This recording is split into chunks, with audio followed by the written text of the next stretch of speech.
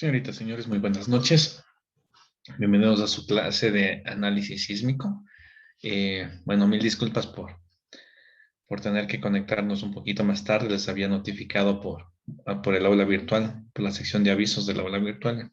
De esta novedad, pues les agradezco bastante que la sepan entender, pues y que nos conectemos a esta hora un poquito más tarde de lo plasmado o establecido por horario. Ok, vamos a iniciar entonces, pues en virtud de que comenzamos tarde, pues hoy solamente tomaré asistencia al final de la clase.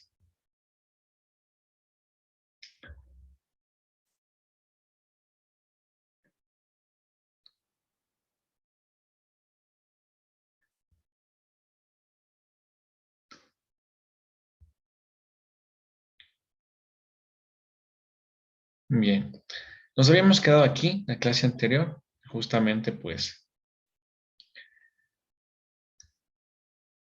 insistiendo en la definición de hipocentro, pues que justamente está en el plano de falla, es donde que se da la liberación de energía que constituye el sismo, ¿sí? Em, esta energía que se libera, pues, que constituye el sismo, se transmite a la corteza terrestre en forma de ondas, ¿sí? Y pues la proyección del hipocentro en la superficie terrestre, pues toma el nombre de epicentro. Y justamente la distancia que constituye una profundidad, ¿no? O sea, la profundidad entre el hipocentro y el epicentro, pues, se denomina profundidad focal. Y obviamente es un parámetro bastante importante en el tema sísmico, ¿no? Es bastante importante realmente. Entonces, pues, en el caso del sismo de hoy, ¿sí? En el que tuvo su epicentro, pues, prácticamente en la ciudad de Quito, pues, miren, fue un sismo de magnitud moderada, ¿sí? Es simplemente 4.9. Yo me rijo, les estoy indicando, pues, al, al informe del Servicio Geológico de Estados Unidos de más o menos las 4 de la tarde, alrededor de las 4 de la tarde. Obviamente, pues estos como son datos que se analizan de los equipos que están en forma remota, suelen irse precisando en las siguientes horas, así que tanto el informe del geofísico como el informe del UCGSS, pues suelen ser ajustados en el transcurso del tiempo, en el transcurso de unas horas, ¿no?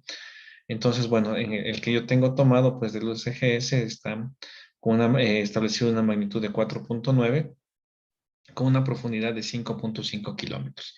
Miren, en magnitud 4.9, pues es un sismo moderado todavía, ¿no? Me van a preguntar usted, pero bueno, que se ven los videos en donde pues realmente se ve que vibra bastante el terreno, se ve algunos daños en elementos no estructurales, sobre todo ventanas, se ve fisuras en elementos estructurales, obviamente en estructuras de mampostería, eh, se ven un poquito de deslaves, ¿no? En la zona norte de Quito, que pues los taludes son bastante inestables por el tipo de suelo y pues realmente se vio cómo se levantó el polvo justamente por esta serie de derrumbes debidas al sismo. Pues miren, si es un sismo moderado, ¿por qué se lo siente tanto? Pues justamente en magnitud es moderado, pero en profundidad focal pues es bastante bajo, 5.5 kilómetros, realmente es bastante superficial el sismo. ¿Por qué se da este tipo de sismos en Quito? Miren, porque ustedes me van a decir, pero analizamos la clase anterior, que la subducción, el problema en que la placa oceánica se incrusta bajo la placa continental, pues está en las costas de nuestro país. Quito ya está pasando la cordillera, ¿no? Está ahí, estaríamos pues justamente entre la cordillera, pero ya pasando las primeras elevaciones. Entonces, pues, ¿por qué se da un sismo tan superficial, tan lejos de la subducción? Pues justamente el tema es lo que hablábamos también en la clase anterior. El tema es que, pues, en nuestro país hay todo un sistema de fallas geológicas locales, de microplacas, importantes fallas geológicas que atraviesan todo el territorio, casi todo el territorio, como el que les mencionaba, la falla Guayaquil, Caracas, pues justamente está, eh, está pues atravesando todo nuestro país. Y entonces, miren, en este caso en particular, pues se estableció como origen de este sismo, pues la falla de Quito, ¿no? Una falla obviamente, ¿no? Una falla geológica local. Entonces, evidentemente, pues ahí es donde hubo la, eh, la liberación de energía. Ahora, ¿por qué tenemos todo este sistema? Pues evidentemente mismo, las grandes presiones que establece la subducción hace que pues tengamos todo este conjunto de fallas pues en todo el territorio nacional. O sea, nosotros pues por eso es que tenemos alto riesgo sísmico en todo el país, ¿no? Sin excepción. Recuerden que uno de los terremotos más devastadores que tuvo el país pues fue en 1985 y el epicentro fue hacia el oriente, ¿no? O sea, no estaba allá en la sierra, sino en el oriente, en la región oriente pues de nuestro país, entonces más lejos aún de la subducción, pero pues justamente es todo este sistema que tenemos, ¿no?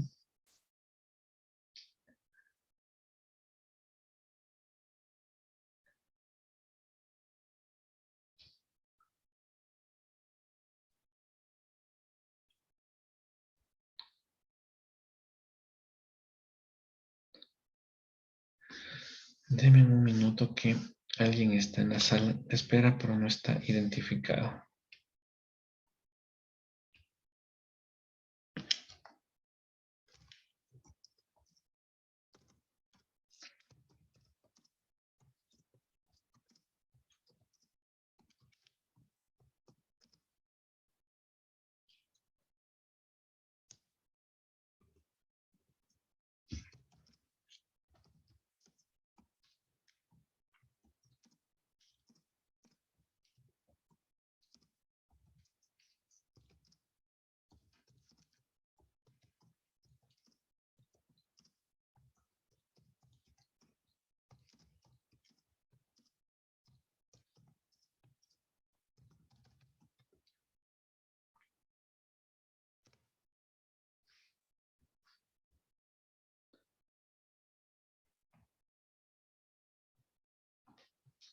Bien, entonces, pues justamente por eso es que se sintió bastante. Pero pues miren, recuerden, o sea, la escala es logarítmica. Este sismo que ya causó bastante o cierta conmoción en Quito, pues miren, casi de 5 magnitud 5 pues imagínense el de 6 es 33 veces más potente. ¿Cómo se sentiría el de 6? De 7, 33 veces más potente. ¿Sí? Entonces me van a decir, el de Pedernales era pues de 7.8. Obviamente pudo haber sido más devastador, pero fue un poquito más profundo, no sé. Estuvo alrededor de los 20 kilómetros, porque de profundidad, pues miren, este es bastante, es apenitas, ¿no? Hasta 5.5 kilómetros es realmente poco. Entonces, pues la transmisión de las ondas, pues es bastante rápida. Y aparte de que, pues también hay un fenómeno que se tiene estudiado o que está identificado, se está estudiando, que pues es justamente cuando se está dentro de un radio menor a los 10 kilómetros del epicentro, pues la instrumentación sísmica ha establecido pues lecturas un poquito difíciles de, de, de, de, de creer hasta cierto punto, un poco inverosímiles.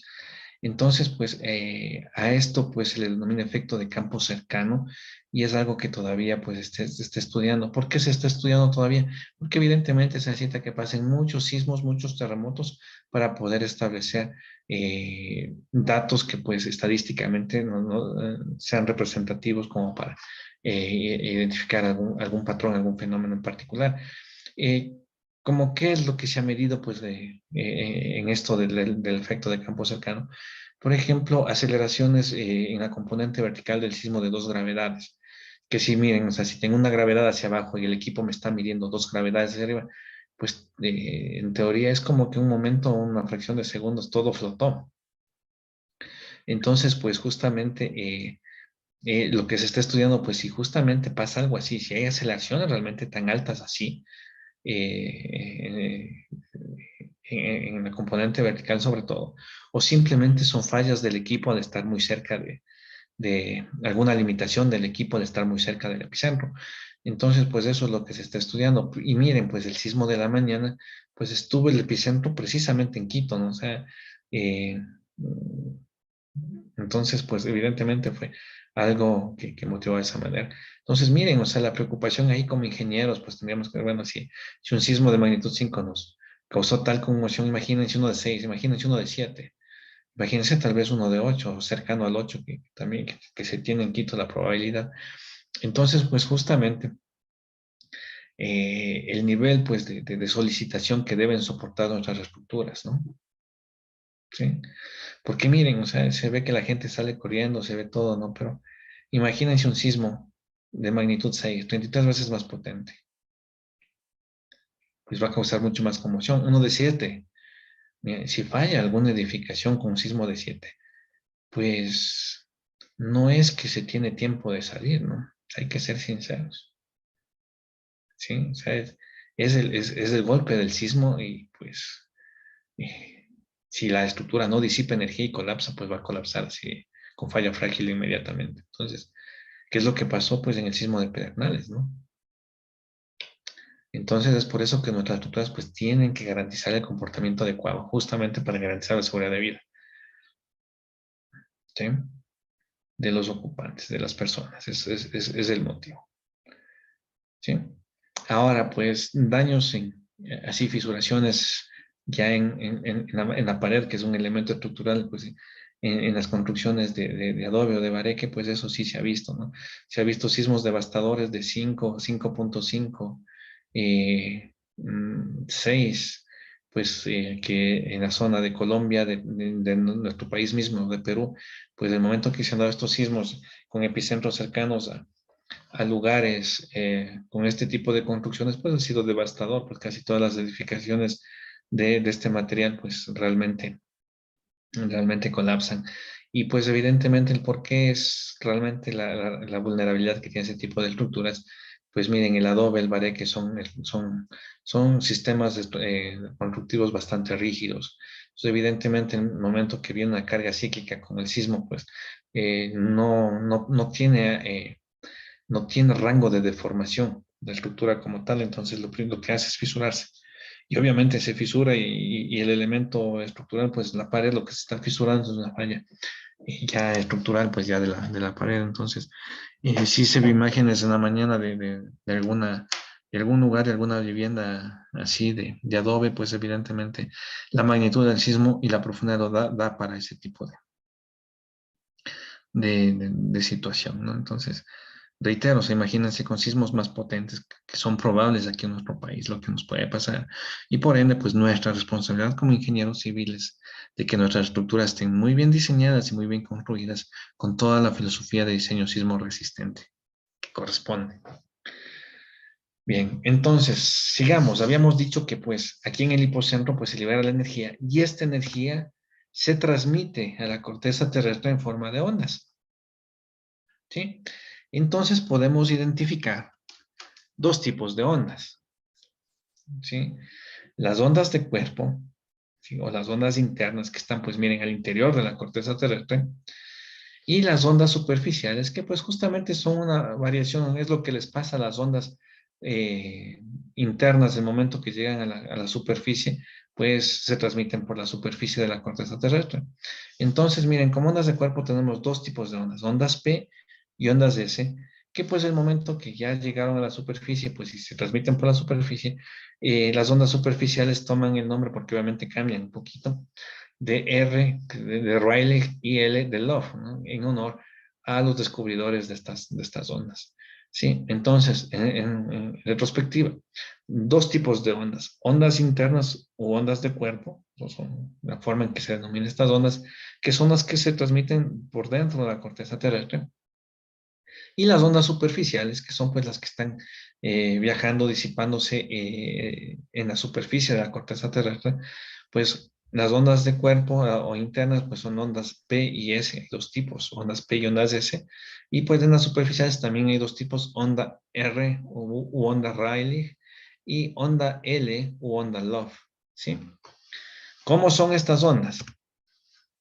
Pues de las ondas internas, la onda P pues tiene esta forma, es como una oruga, ¿no? O sea, se comprime y se tracciona, se comprime, se tracciona y así pues es como se transmite esta onda.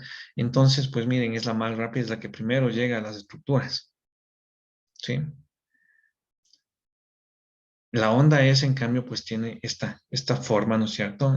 Esta forma ondulada, ¿sí? Que evidentemente pues tarda un poquito más de llegar. Obviamente le estoy hablando de fracciones de segundos de diferencia, ¿no? ¿Sí? Fracciones de segundo, no es que primero se acaba la onda P y ahí viene la onda S, no. O sea, pues se liberó la energía, pues y se transmite así de todas estas formas.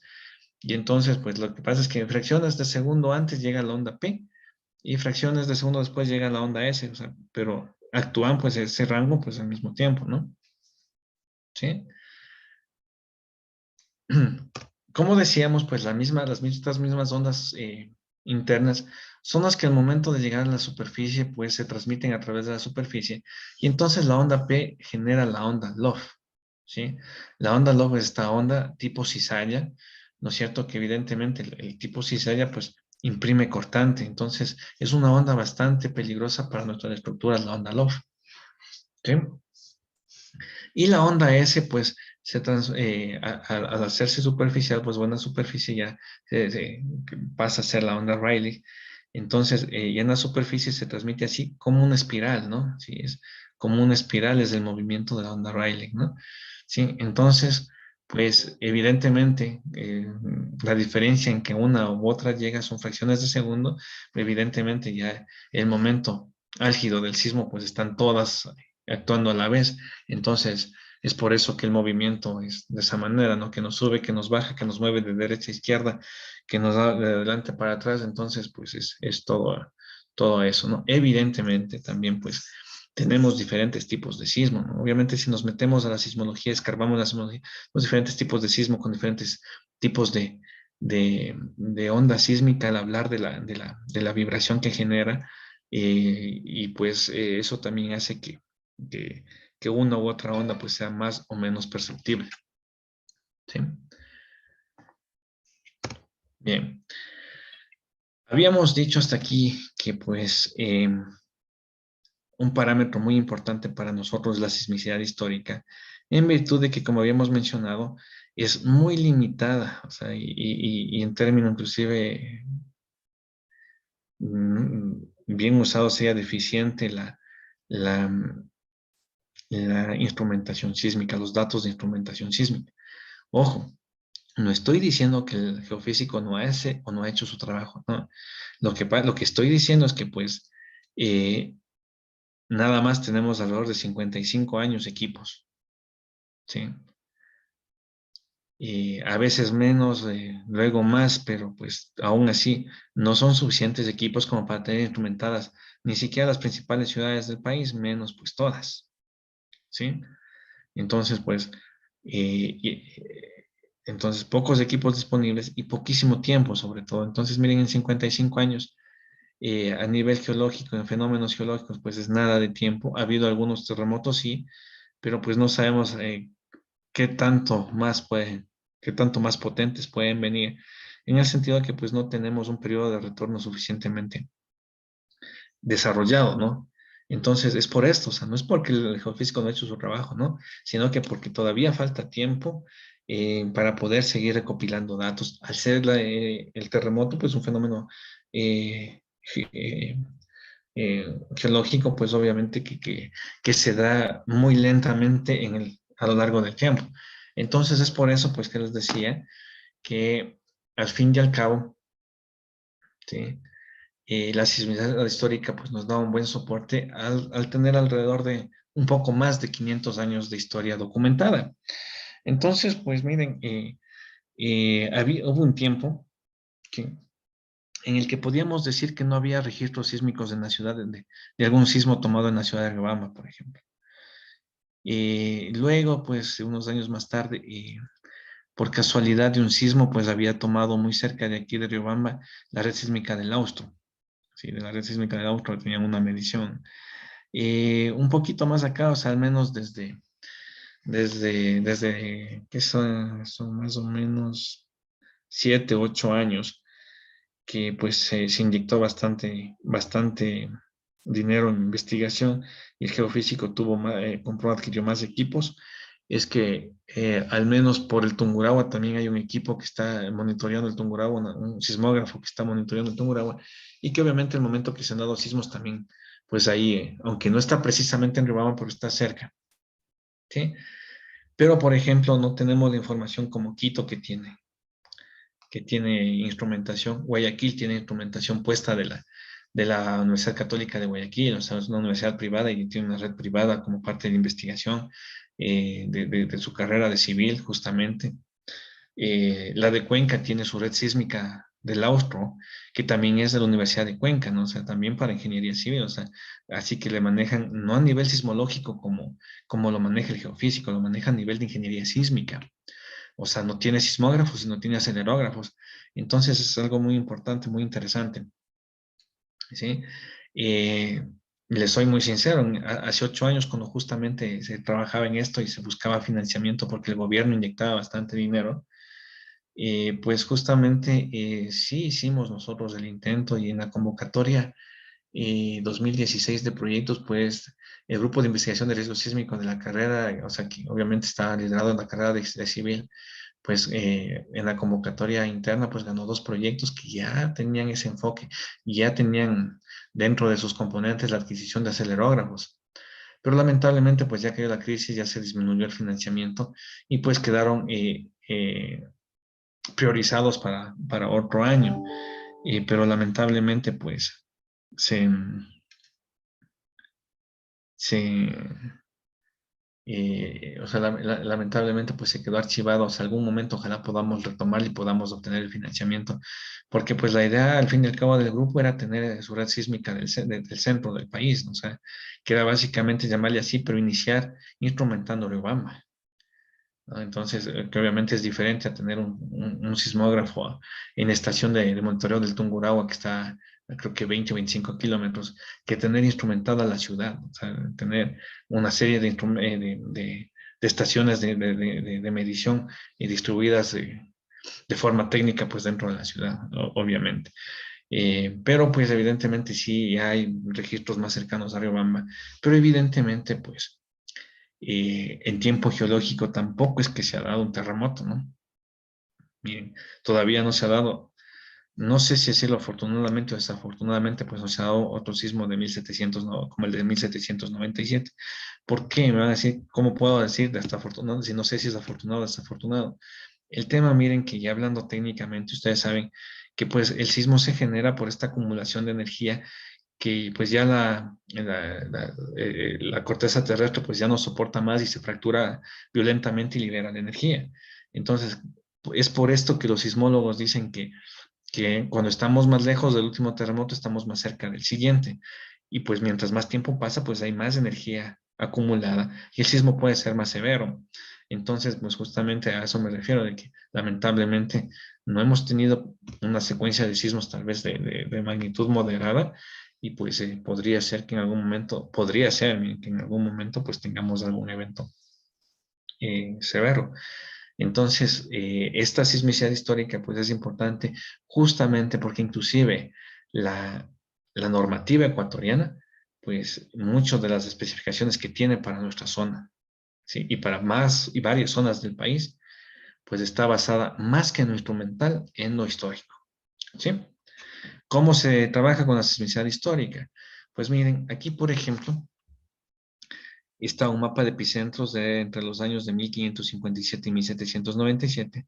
Este fue hecho para mi proyecto de titulación de pregrado, ¿sí? Entonces, pues miren, este mapa está basado en el catálogo de terremotos del Ecuador de José Egret, ¿no? José Egret, pues fue un investigador del geofísico de la Politécnica Nacional, que bueno, tuvo esa motivación muy personal y pues sacó adelante todo el catálogo de terremotos del Ecuador.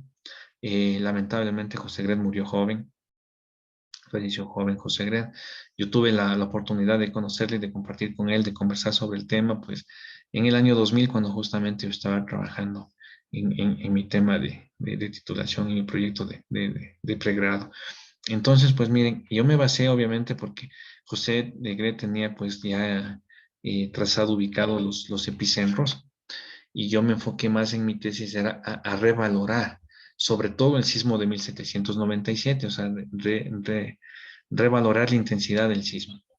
¿Por qué? Porque en ese entonces, ustedes si este momento consultan el actual catálogo de terremotos del Ecuador, es diferente, porque en ese momento, en esos años, en el catálogo de terremotos del Ecuador se hablaba de una intensidad 11 aquí en Riobamba para el sismo de 1797.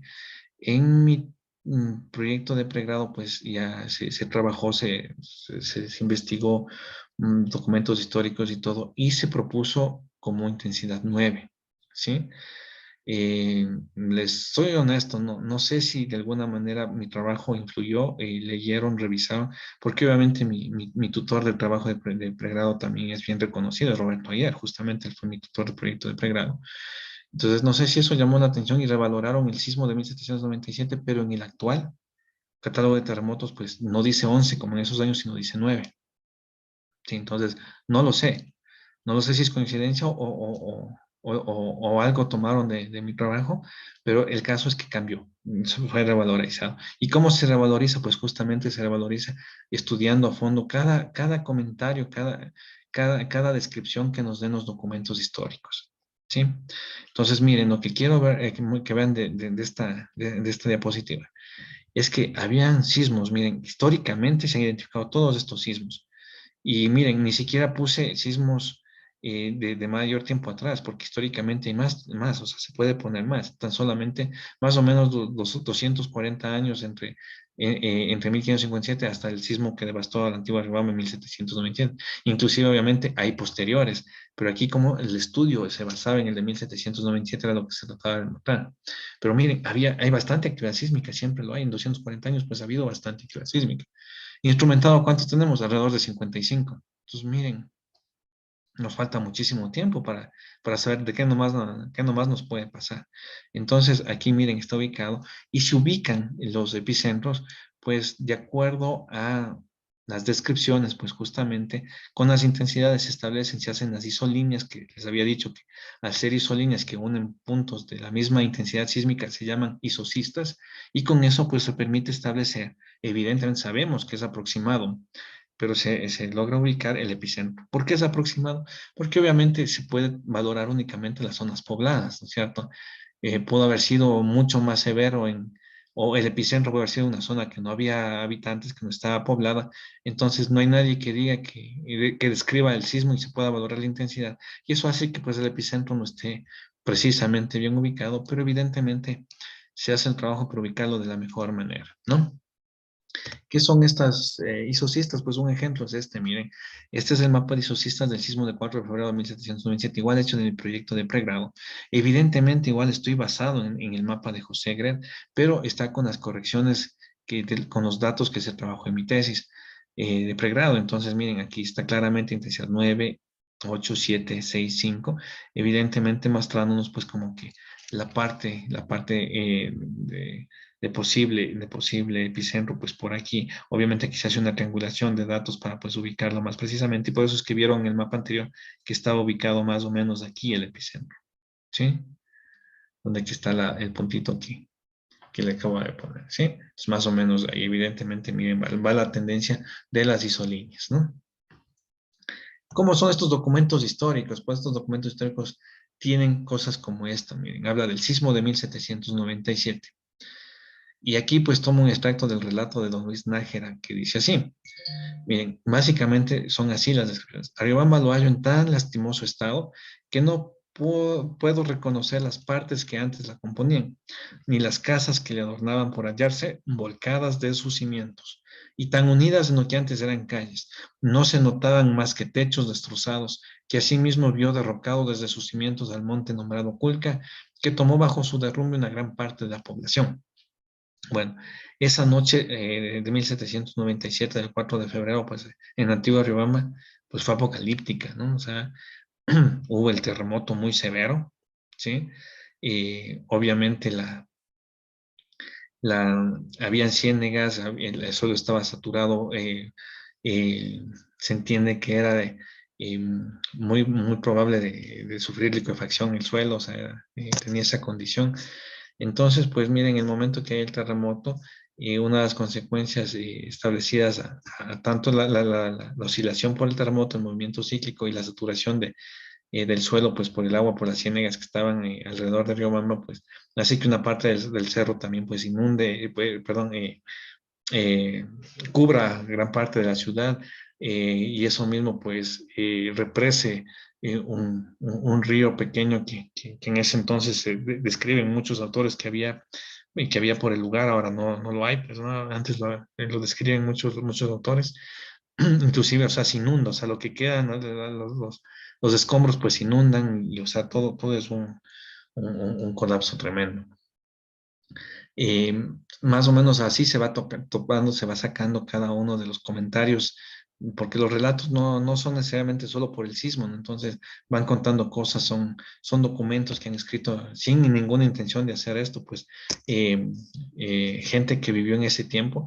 Entonces se va tomando así los párrafos que nos van dando luces de una posible clasificación en la escala de Mercalli modificada y se va tomando los valores. Entonces, miren, por ejemplo, hay que ir sopesando pues algunas cosas, hay que ir tomando eh, tomando con pinzas pues algunas cosas. ¿En qué sentido? En que, por ejemplo, pues hay que contextualizarnos en la época, ¿no es cierto? Riobamba, miren, que es muy difícil ubicarle a Riobamba porque hay bastantes documentos históricos que se contradicen. O sea, hay algunos que dicen que ya han visto a Riobamba en algunos, un par de años antes de 1727, que decían que pues era que la ciudad pues tenía dinero, que era muy bonita, muy opulente, que tenían las construcciones de tal manera. En algunos, en la mayoría coinciden, en algunos decían, por ejemplo, que solamente las casas de la gente de más poder económico que estaban alrededor de la plaza eran de 2 pisos, porque las otras generalmente eran de 1 piso por miedo a los terremotos, ¿sí? Y pues en otros, en cambio, pues dicen como que los terremotos anteriores pues golpeaban económicamente mucho a la ciudad y que no era tan opulente, ni que las construcciones no eran muy elaboradas ni nada por el estilo. Entonces, miren, todas esas cosas hay que ir sopesando, hay que ir viendo los relatos. En el sismo, en cambio, pues miren, los más precisos documentos que hablan del sismo son los informes por ejemplo, del comendador de la ciudad de Riobamba, que obviamente era la autoridad española en la ciudad y que tenía que comunicar lo que pasaba pues al superior. Entonces, inclusive ahí, ¿qué es lo que buscaban siempre? Que pues se indulte del pago de impuestos unos cuantos años hasta que se recupere la población. Y entonces eso también pues se entiende que si le estoy pidiendo a una autoridad que me perdone el cobro de, de los impuestos, pues evidentemente tengo que hacerle notar que es tremendo desastre, tal vez más de lo que realmente es. Entonces, por ejemplo, ahí yo me acuerdo en ese documento, el comendador habla y dice que comienza diciendo que el sismo fue tan devastador que no hay ninguna piedra sobre piedra, que ninguna estructura, ninguna vivienda quedó en pie. Pero ya en los párrafos finales habla que pues comenzaron los saqueos y que temía por su vida y que ya estaba con bastante temor, porque en la casa de al lado habían hecho un agujero en la pared para entrarse a robar, a saquear, y que pues sí, no sabía qué pasaría ya que estaba muy cercana a su casa. Entonces ahí uno se pone a pensar, pues arriba dice que nada quedó en pie y abajo habla de la casa de al lado y de la casa de él. Entonces no era que todo quedó en pie, por ejemplo, ¿no? Entonces todo ese tipo de cosas hay que ir analizando pues entre los documentos históricos de la fecha, de la época, inclusive del perfil de quien lo escribía. Aquí les he puesto esto como ejemplo, nada más. Les voy a cargar en el aula virtual un, un artículo científico que se presentó en el workshop de investigación de la universidad del año 2014, si no me equivoco, y en el que pues es justamente una recopilación así de todo lo del sismo de 1797, inclusive la calificación, el cómo se va valorando la intensidad. Entonces me parece muy interesante ese material, pues ya les voy a poner como complementario, pues para que puedan ahondar más en esto, pues si es de su agrado la temática, ¿no? ¿Sí? Entonces, topamos esto porque les había dicho que la normativa del Ecuador se basa o basa muchos criterios, sobre todo para nuestra provincia, nuestra ciudad y muchas más, ¿sí? Pues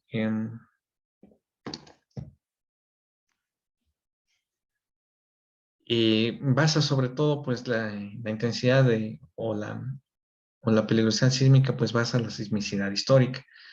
Entonces, ¿qué es lo que pasa con la normativa del Ecuador? Hay que contextualizarnos también en esta. Antes del año 2000, está en vigencia el CEC, el Código Ecuatoriano de la Construcción, que básicamente era una traducción del ACI.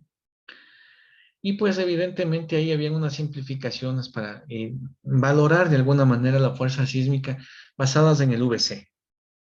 ¿Sí? Eh, obviamente nada ecuatoriano, todo tomado pues de la normativa norteamericana, pues y de alguna manera simple valorar la acción sísmica acá. Entonces, pues en el año 2000, bueno, desde el 98 me parece, ahí también pues el impulso, quien empujó todo esto fue Fabricio Yepes, sí, un PhD en ingeniería sísmica, ecuatoriano obviamente. Entonces, él dio el impulso a todo esto, el que empujó para que todo esto, este estudio se dé, él lideró el estudio y todo lo demás. Y algo que me agrada mucho del INCP 5-2001, que es el nombre que se le dio pues con la aprobación en el registro oficial, ¿sí? Pero es el Código contra la Construcción, es un capítulo adicional que le daban, pues, en el que eran requisitos generales de diseño, peligro sísmico, espectros de diseño y requisitos mínimos de cálculo espacial sismo resistente. Obviamente, primera vez con información del Ecuador, primera vez con información del peligro sísmico del Ecuador, con espectro de diseño sísmico para el Ecuador. Entonces, pues justamente fue un salto bastante importante, ¿sí?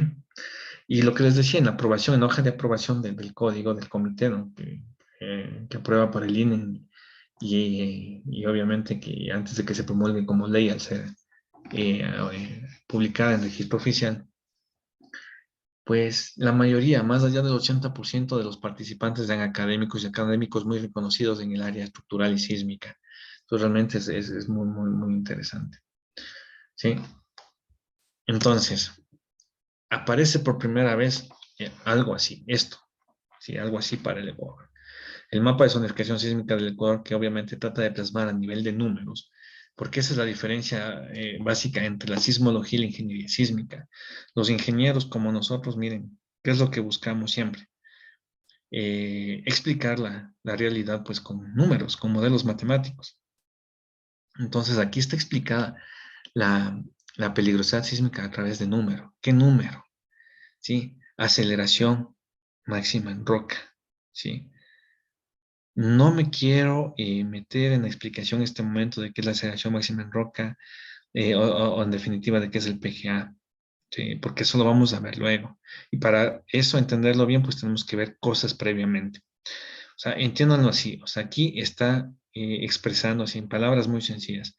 Aquí se está expresando la peligrosidad sísmica o la amenaza sísmica como una aceleración horizontal, ¿sí? Que constituiría el sismo de diseño, o sea, una aceleración horizontal, considerando como que estuviéramos sobre el mejor suelo, que es la roca. O sea, en otras palabras, sin amplificación por el efecto del suelo, ¿sí? Entonces, pues, anclado a este mapa de zonificación, existe la clasificación de los perfiles de suelo, que eso pues va a dar los factores de amplificación por efecto de suelo. Entonces, el momento que tengo pues mi edificación en tal lugar, tiene la aceleración máxima en roca de tal valor. Entonces, como no está sobre roca y está sobre tal tipo de suelo, la misma normativa me indica qué factores tengo que considerar esta magnificación por el efecto del tipo de suelo. Entonces, esto está plasmado así, ¿no? O sea, está explicado así, dado así. Y como pueden ver, hay dos lugares en color rojo. Las costas, que es evidente, porque ahí pues está dándose el problema de subducción. Entonces, en las costas del Ecuador pues siempre tendremos mayor probabilidad de sismos de mayor magnitud. Pero también ven pues aquí en la Sierra Centro, y pues si se dan cuenta pues justamente hasta Riobamba. ¿Qué motivó que en este mapa estemos en color rojo? El sismo de 1797.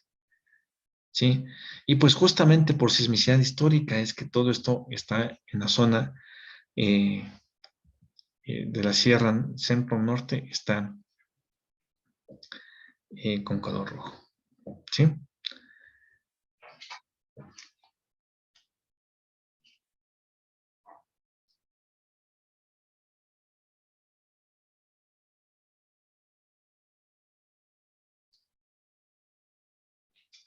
Como les decía, esto pues está de la mano con una clasificación del perfil de suelo, que la normativa, pues tanto el C como ahora la NE, basa en el cálculo pues o el establecimiento del perfil de suelo en lo que se denomina el método del estrato equivalente.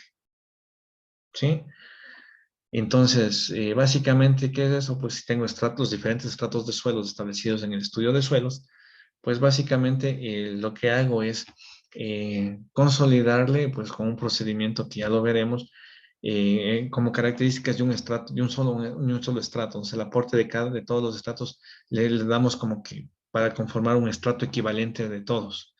Y en función de ese estrato equivalente, pues clasificamos si es S1, S2, S3 o S4 en cuanto a lo que decía el INCP 5 2001.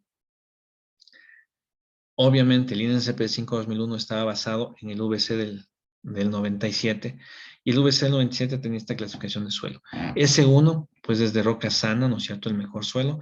A S4, el peor tipo de suelo, inclusive rellenos mal construidos, o sea, lo peor que puede haber, S4. Sí, obviamente por aquí están las características que nos permiten valorar el suelo.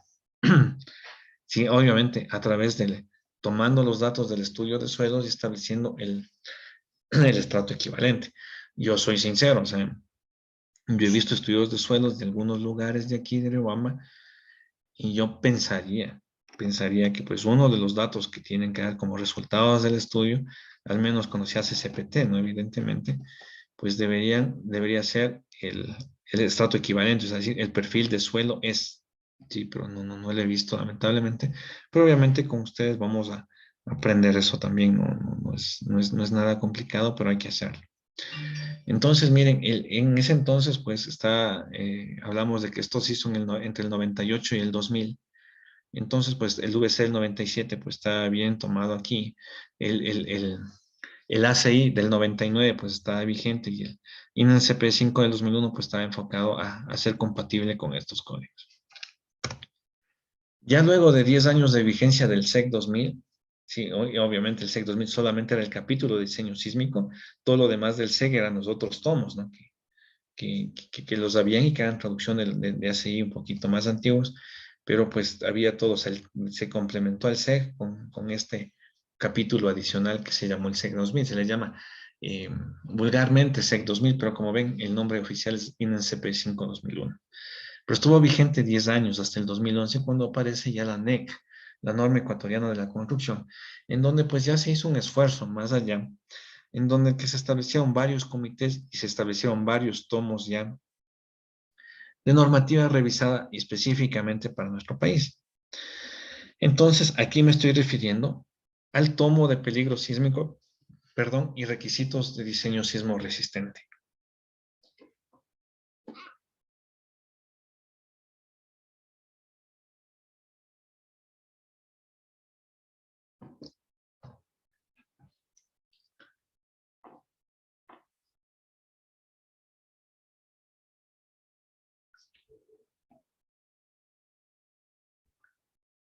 En esta normativa, pues obviamente ya las cosas cambiaron. El ACI cambió a partir del ACI del 2002, ¿sí?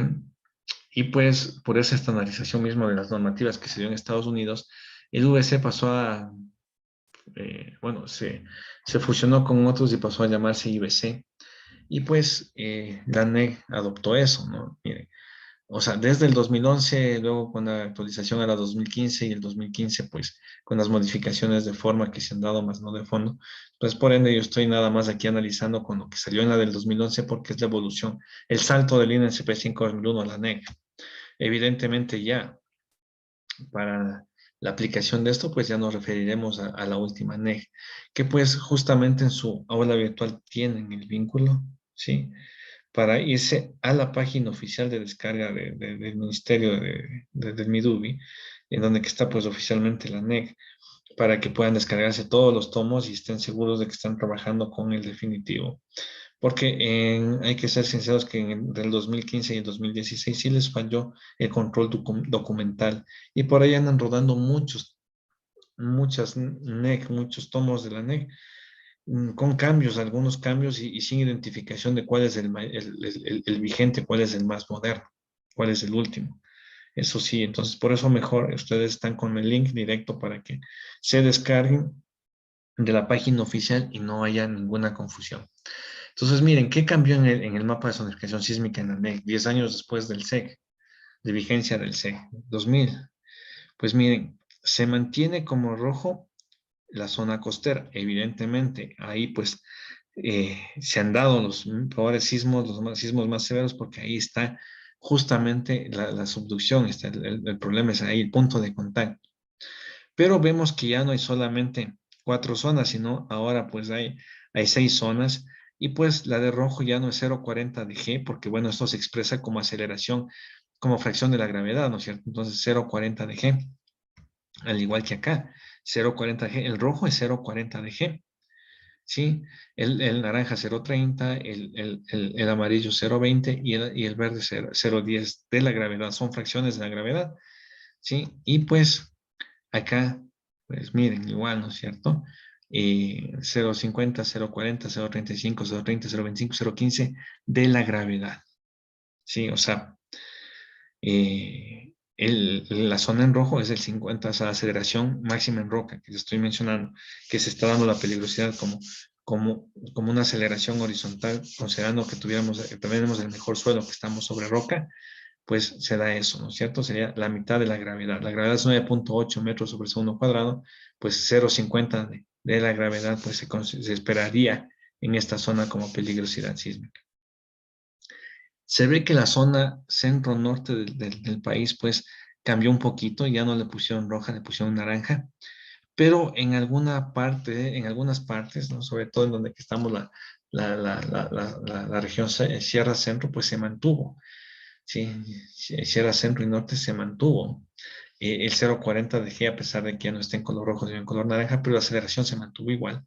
Y pues solamente se vio esto, ¿no? Esta parte que pues la, la, la- la, no justificaron los datos que tengan una aceleración tan alta como pues la que está aquí, que sigue siendo basada en la sismicidad histórica. Pero pues miren, Riobamba sigue, por el sismo de 1797, sigue acá en naranja, sigue con esta misma aceleración máxima en roca.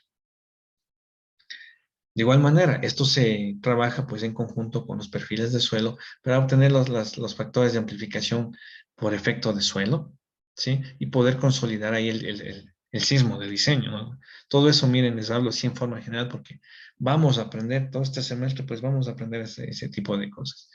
Entonces, miren, ahora los perfiles ya no son S1, S2, S3, S4, ahora son A, B, C, D, E y F, como nos estandarizó el IBC, ¿sí?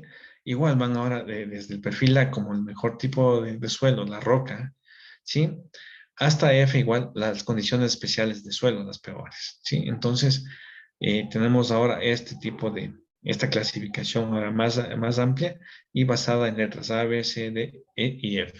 Ahora bien, ¿cómo se establece? Pues igual, con el método del estrato equivalente, se establecen las características del estrato equivalente y se lo cataloga si es A, B, C, D, E o F. De igual manera, esto ya lo aprenderemos porque eso ya es en las unidades siguientes y echando números, ¿no? En la parte sísmica. Bien.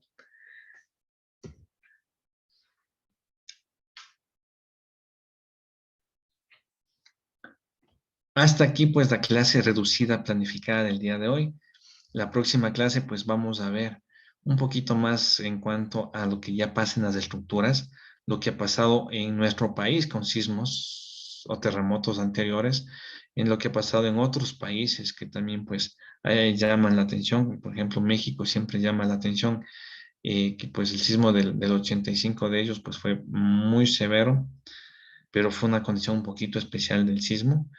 Y lo imperdonable, pues, de ahí, pues, es que el colapso de tantas edificaciones que constituyen hospitales, ¿sí?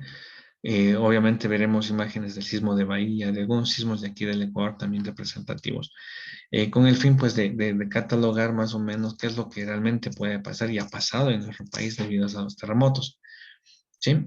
Y pues con eso terminaríamos este resumen de lo que es la peligrosidad sísmica. Pero pues evidentemente, como ya les dije hace un momento, les voy a cargar material de soporte, material que les va a ampliar un poquito esto para que lo podamos revisar y estudiar en las horas asíncronas, ¿no? Y podamos complementar lo que hemos explicado aquí en clases. ¿Sí? Bien, ¿alguna pregunta? Señor Altamirano. ¿Cómo es, ingeniero? Buenas noches. Es una pregunta un poco particular ya. A criterio personal, ¿usted pensaría que Riobamba estaría preparado para un terremoto como el que ocurrió en 1797? 97, no, no está preparado. Y no es a criterio personal. Tenemos datos, hicimos las investigaciones aquí en Riobamba con el grupo de investigación de riesgo sísmico y en eso establecimos que más o menos el 94, en números redondos, el 94% de las edificaciones son vulnerables. Bueno, miento, el 94% de las estructuras son informales y más o menos cerca del 70% son vulnerables. Eso implica pues que el momento que tengamos un sismo severo, pues evidentemente vamos a tener muchos problemas.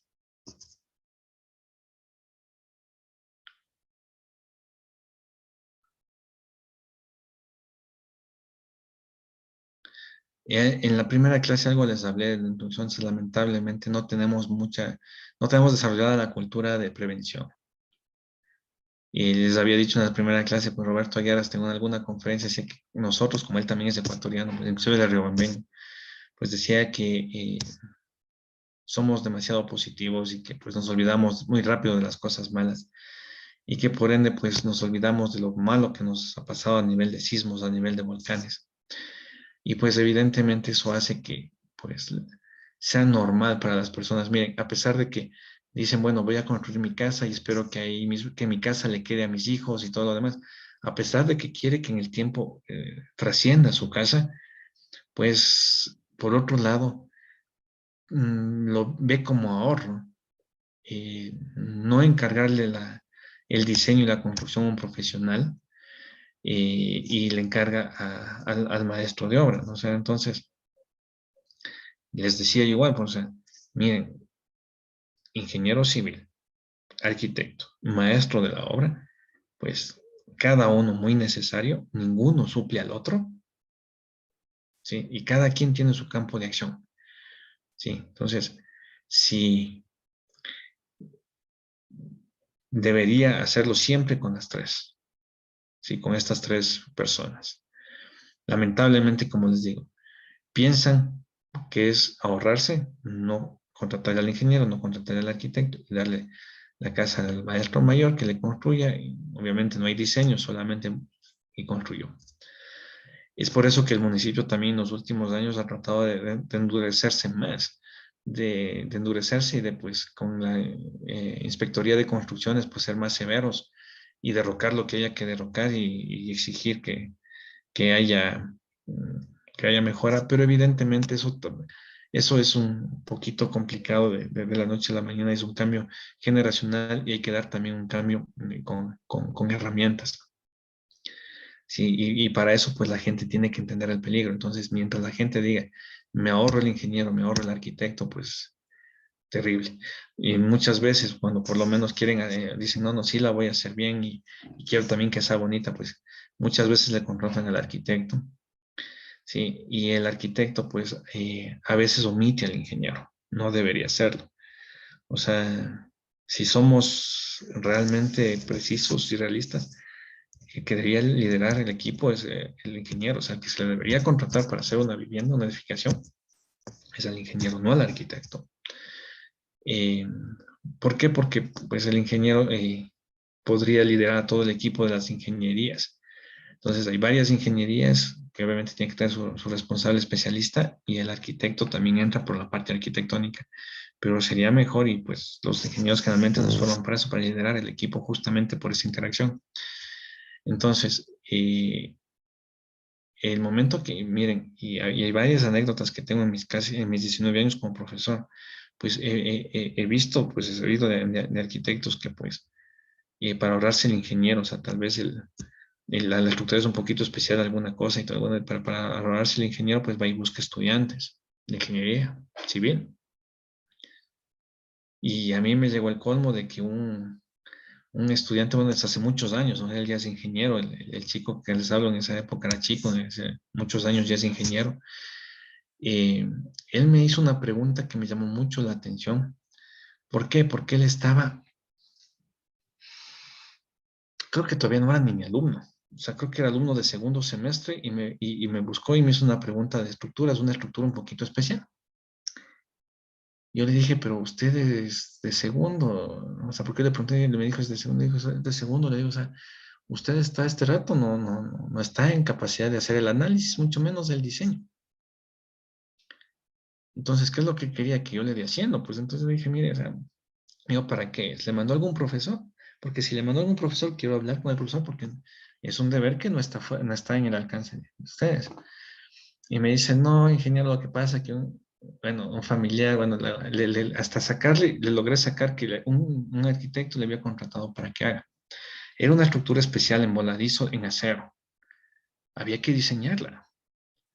Entonces, le contrata a un chico de segundo semestre, ¿qué le daría? O sea, ¿qué le ofrecería? Unos $50.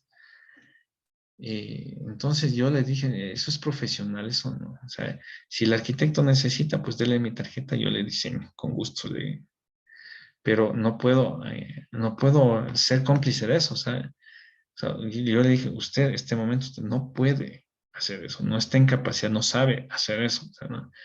Y aún si estuviera egresado, no puede hacerlo porque no puede firmar, sin ser ingeniero no puede firmar, no puede responsabilizarse. Pero lamentablemente se ven esas cosas, ¿sí? Entonces se ven esas cosas que hacen que se omiten, obviamente, a la persona que debe estar acá, que debe hacerlo. Y eso pues conlleva, miren, el riesgo posterior, ¿no es cierto? Sí. Entonces, se hacen intentos, nosotros también desde el grupo de riesgo sísmico hicimos muchos intentos, muchos acercamientos, pero es un poco difícil porque no es inmediato, tampoco esos cambios tampoco son inmediatos. Yo creo que se ha mejorado bastante, pero obviamente falta mucho por mejorar esa parte. Pero también pues tiene que haber mucha responsabilidad de parte de los ingenieros, ¿sí? De nosotros mismos también. Por ahí debe comenzar para poder hacer el cambio más grande. Entonces, miren, realmente, cuando se hizo el diagnóstico del Plan Nacional del Buen Vivir, pues ya a nivel nacional se estableció al menos el 80%, si no me equivoco, se estableció como obviamente peligros a vulnerabilidad, ¿no? Vulnerabilidad en el campo de seguridad y hábitat, de que el 80% de las viviendas eh, eran, eran informales. Nosotros medimos aquí en Riobamba en ese entonces 94%. Y evidentemente, pues, eh, nada más a nivel de vulnerabilidad aproximada, logramos establecer más allá del 70% de vulnerabilidades. ¿Por qué? Porque obviamente hay algunas estructuras que no son muy altas y que obviamente, aunque son informales, pues tienen buenas secciones y, y no están catalogadas como altamente vulnerables, pero pues, o sea, yo les hablo de que más o menos del 70-72%, si no me falla la memoria, de altamente vulnerables, de edificaciones altamente vulnerables. Entonces, no sé si contesté ahí su pregunta. Sí, ingeniero, sí la contestó, muchas gracias. Señor Yarana, Buenas noches, ingeniero. Mi consulta es sobre el tema que mencionó sobre las tipos de ondas, que son superficiales y de cuerpo. Las ondas ok. superficiales también pues significa las vibraciones que hace, por ejemplo, creo que fue una conferencia que la vibración del viento o el paso de los automóviles, o también eso lo consideramos también vibraciones en el cuerpo también. ¿Vibraciones de qué? Es decir, cuando pasa un auto hace una vibración a la estructura, ¿eso sería considerado una onda superficial o de cuerpo nomás? A ver, no, esas no son ondas sísmicas, No. ¿no? Las ondas sísmicas son las cuatro que le acabo de mencionar. La vibración por vehículos, por el ambiente, el viento, como usted dice, por qué sé yo, porque pasa un montón de gente caminando, por lo que sea, se llama vibración ambiental, ¿sí? Y hay algunos estudios que se basan en vibración ambiental, ¿sí? Porque se denomina microtrepidación ambiental. ¿Y por qué? Porque obviamente aplicando algunas técnicas, como sobre todo la técnica de Nakamura, se puede limpiar la señal y eliminar el, la amplificación del estrato de suelo, del estrato superficial. Pero es un procedimiento igual, hay que hacer instrumentación, ¿sí? Entonces, eso se lo maneja desde ese punto de vista como microtrepidación ambiental. Evidentemente, pues también se pueden hacer extrapolaciones a lo sísmico. Realmente, mi tesis de pregrado pues era la zonificación sísmica de Riobamba y se lo hizo instrumentando vibración ambiental, lo que usted menciona. Pero esas no son ondas sísmicas, es vibración del suelo, sí. Y nos da la idea y podemos establecer ahí pues el periodo de vibración del suelo, sí. Pero no son ondas sísmicas, ¿sí? Ok, gracias por la aclaración.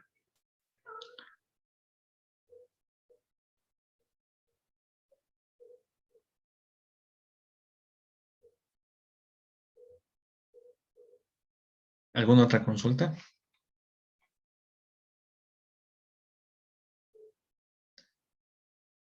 Bien, entonces voy a tomarles la asistencia rapidito y nos despedimos por hoy. Muchas gracias por la atención. No se me vayan hasta tomarles la asistencia nada más.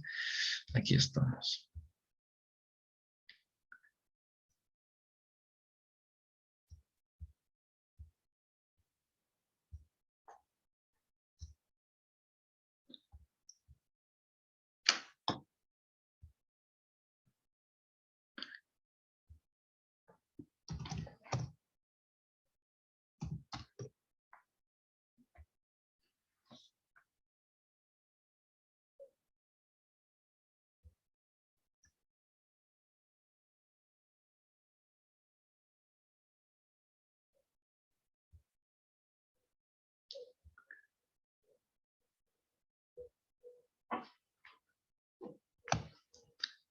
Hablar con Karen, Buenas noches, Inge presente.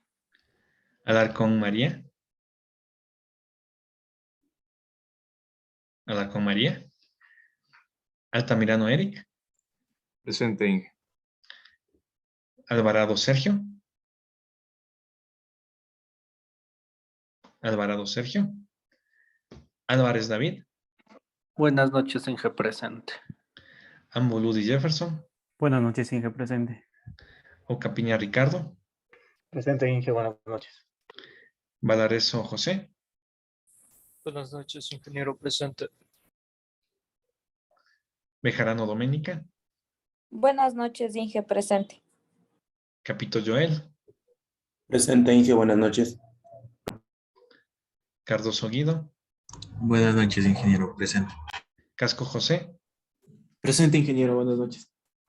Cepeda Magali, Buenas noches, Inge presente. Córdoba Ángel, Presente, Inge, buenas noches. Spin Edison, Presente, Inge, buenas noches. Estrada Andrés, Buenas noches, Inge presente. Fierro José, Buenas noches, Inge presente. Garay Christopher, Buenas noches, Inge presente. García Alexis, Buenas noches, Inge presente. Guato Cristian, Presente, ingeniero, buenas noches. Jiménez Wilmer, Jiménez Wilmer,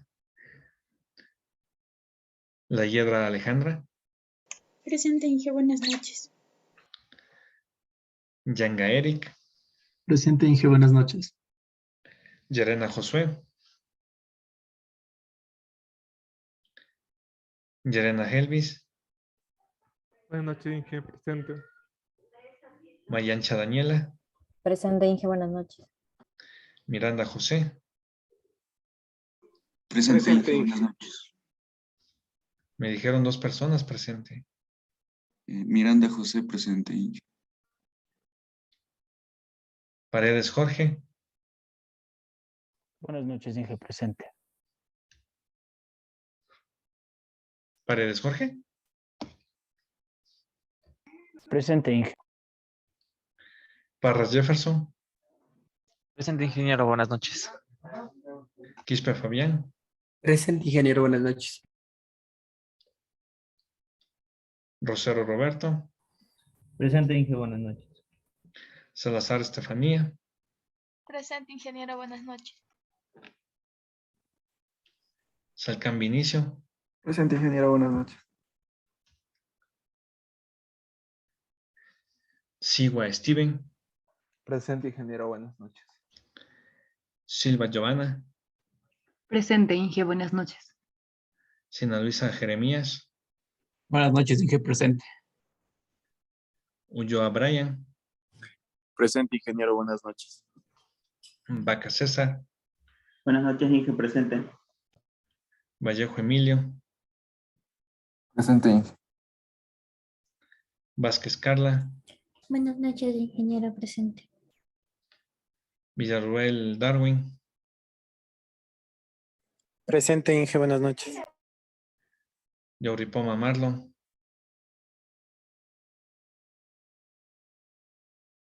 Yauripoma Marlon, Yautibuk Miguel, Buenas noches, ingeniero, presente. Yumiseba Steven, Presente, Inge, buenas noches. Yupangi Romario. Buenas noches, Inge, presente. ¿Listo? Señoritas, señores, muchas gracias por su atención. Inge, disculpe. Sí estaba presente, pero no lo alcancé a decir al momento que me nombró. Solo dijo, creo que 4 o 5 personas más tarde. Eso es cuando van dejando solo prendida la computadora. Sí, es que ya alcancé, pero ya estaba por más abajo de mi nombre. Ya nomás dije al último, a lo que termine. Ok, ya le puse. Señor Yautibuk, dígame. Inge, por favor, yo le quería comentar de un caso. En mi caso me cambiaron del paralelo, del B al A. Entonces quería pedirle de favor para que me ayude matriculando en el aula virtual del Moodle, por favor. A ver, le cambiaron el CIFOA. A ver, deme su nombre Sí. para revisarle.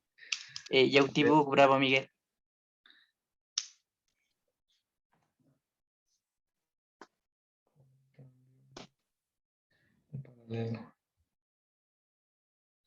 Yautibuk Miguel. ¿Sus 2 nombres, Miguel? Miguel Ángel. Yautibuk. Sí, Yautibuk Bravo Miguel Ángel. Yautibuk Bravo. Ya. Listo. Ingeniero, Ya buenas noches. Ya le voy a revisar. Disculpe la molestia, Sí. yo también. Señorita Vázquez levantó la mano. Dígame, señorita. Buenas noches, ingeniero. En mi caso estoy con el mismo problema, pero es porque tengo una matrícula especial y me tuve que matricular en periodo extraordinario y tampoco cuento en el aula virtual. ¿En qué paralelo está usted? En el A. En el A. Sí, o sea, En no este estoy que en estamos. el, Ok. ajá, no estoy en el aula virtual. Taboam Vázquez. Vázquez Acero Carla. Ok. Señor Joel Garay. Buenas noches, Inge. Yo también aún no estoy matriculado en el aula virtual. Pero sí está aquí en el CICOA. Sí. Ok. Joel Garay. Ya reviso todas estas novedades para actualizar, ¿no? Señor Ulloa, dígame. Sí, Inge, yo también le comentaba que me tocó cambiarme de paralelo, entonces para que por favor me pueda matricular en el aula virtual. También cambio de paralelo. Señor Sí, Ulloa Ocaña Brian. Ulloa. por favor.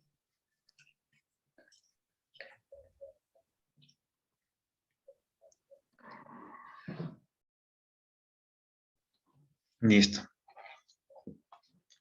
Listo, ya reviso todos esos casos para contraponer la lista del SICOA con la de las aulas para actualizarla. No se preocupen, ya les reviso con sus pedidos y ya les actualizaré. Entonces, si ya no hay más inquietudes, pues les agradezco mucho por su atención. Y estamos en contacto por medios virtuales, ya les voy a poner algunas actividades asíncronas. Muchas gracias, ingeniero. Gracias a ustedes, que tengan una excelente noche. Gracias, Inge. Hasta luego. Buenas noches. Hasta luego. Hasta luego, que pasen bien.